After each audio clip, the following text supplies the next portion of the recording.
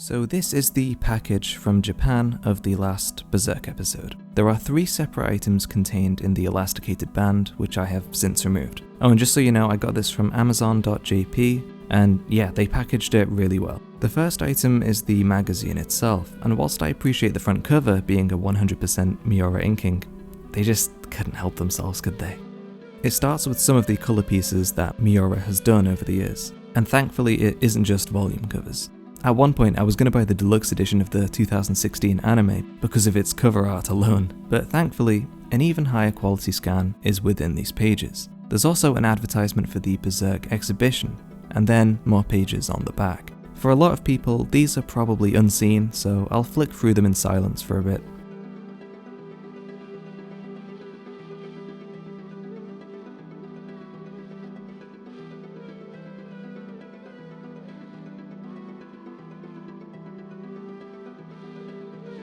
Additionally, here's a piece of tribute art that's in the magazine which I've not actually seen shared. It's by Atsushi Akubo of Soul Eater, and Fork M, though I can't really tell you who that is. Aside from that, this is actually just a regular edition of Young Animal, featuring all of the other mangas that are usually here.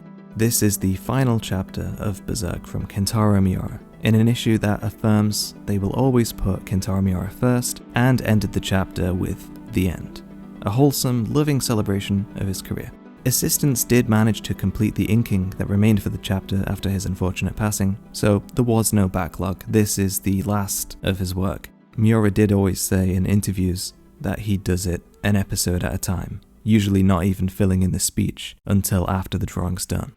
The chapter itself was actually really, really good. In it, time moves forward fairly fast, covering the end of one day, the entirety of the next, and then following that second night. Because of this, it read quite a lot like those moments from the Golden Age, at the end of the day and the morning after, with Guts' introspection and existential pondering being given to us. Here, this chapter deals with the daily life of the group at Elfhelm, and it's really nice to see. We finally get 100% proof of the Moonlight Child being infused with Griffith at the Tower of Conviction, something we've been waiting for years and years. We get the beginning of Casca's piecing it together and her thinking back to the Tower of Conviction before being shown that yes, they do share the same body. We get what feels to be the culmination of decades of storytelling all coming to this. It's a really good ending point because it feels like the last lingering story thread that was left dangling in front of us for so long, finally being dealt with before new story threads and motivations would be created afterwards.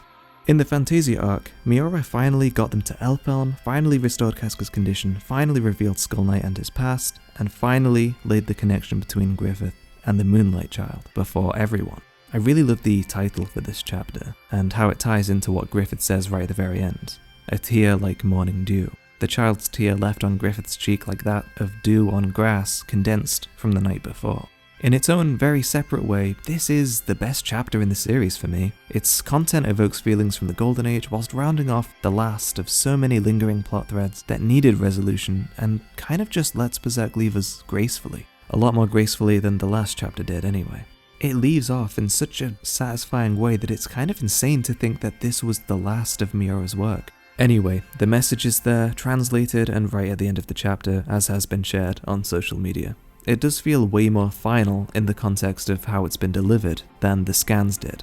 Seeing all of this presentation in and around the chapter is really kind of like a send-off, I think. It's kind of nice that the rest of the magazine is as usual, to be honest. It's a bit of a pick-me-up after how heavy it genuinely felt after finishing that chapter. And interspersed throughout is a few pages still for Berserk-related things, with some art pieces that I actually didn't recognise. They've got merchandise, like pop vinyl figures, miniatures, some letter openers, official shirts, and a calendar. It also looks like they're republishing an old Miura manga called King of Wolves. Anyway, that's the main magazine. The second of 3 items is this massive, genuinely hangable poster that I'm actually going to frame and put above my desk. Really great choice for the poster, and yeah, I think Guts Writing's art is probably the best poster choice when it comes to the spreads. Really cool that this is 100% official instead of fan-made. In the third and final item, there is even more tribute artwork which I've not seen, with many of Miura's friends at Hakusensha sharing their thoughts and feelings and tributes for him. But Koji Mori and Tamami Momose even made a manga for him, with Mori's being a very personal thing. He apparently knew Miura since high school, and the manga itself details him visiting Miura posthumously. It's an upsetting read, but such an artistic tribute that Miura would have absolutely approved. It ends with what I assume to be chapter 0 of a manga that Mori has since confirmed he's working on, about the two and their time together. Maruyama's artwork, as you can see here, is really stunning. Some of the best artwork I've seen Berserk related not done by Miura. I believe this is some old Miura artwork. I can't tell you for what manga that was or book, I have no idea, but it must have been from the late 90s based off of the style. This one is just outstanding. And yeah, generally speaking, that is messages to Kentaro Miura, all 3 of the items in full. 364 chapters or episodes, and 41 whole completed volumes, with the last one coming out this Christmas. Duranki also comes out this Christmas in 1 collected volume, and it has been confirmed that it is also cancelled. They made it an important point to make the cover be Miura's complete illustration, so I'm guessing the work from the assistants was fairly substantial in regards to the finished image, when it comes to shading, hatching, inking, and editing. Perhaps even the speech, because, as I said, Miura often didn't add the speech bubbles until the last stages. There are some moments as well which, just as an educated guess, I think had to be inked by the assistants too. Something about some of these frames just doesn't seem like his style. In fact, it definitely doesn't look like it was drawn by Miura. Though for those wondering what would immediately happen after the end of the chapter, I think they need to look no further than the image that Miura produced for the exhibition, which features Guts exactly as he was in those final moments, reacting as he has done and as he would do. It would probably have resulted in Griffith disappearing entirely, as we can see on the last page that the moon is barely full at that point, which is the only time that the Moonlight Child even appears. So it probably would have resulted in him disappearing, and then Casca would remember Griffith's role in the eclipse and deal with that trauma in a similar way to how looking at Guts brought that back but was related to him. Perhaps that would have been something that would heal in a way Guts and Casca's separation. Danan and everyone would then be aware that not only is the sun linked with Griffith, but that he's Guts' enemy number 1, and then transition into Guts deciding what he wants to do. There is an interview where it seemed like Miura was planning on separating Guts from the crew, so maybe he would have left the island by himself to get revenge. I'm sure that the group wouldn't have allowed that though, so they probably wouldn't have been too far behind, but yeah. I still think that my theory video is fairly sound. I think the fact that the assistants who worked in the same space as Miura had access to his files and managed to finish a chapter is proof enough of them having access to any and all materials for Berserk. This means that as of his unexpected passing, there was no plan in place for the story to pass on to his assistants or anybody. The unexpected nature of his death is something that leaves Hakusensha respecting Miura's legacy, and they clearly state that there are no plans. The Western orders of this magazine was enough, I'd assume, to warrant a directly translated Japanese sentiment into English for us to get that.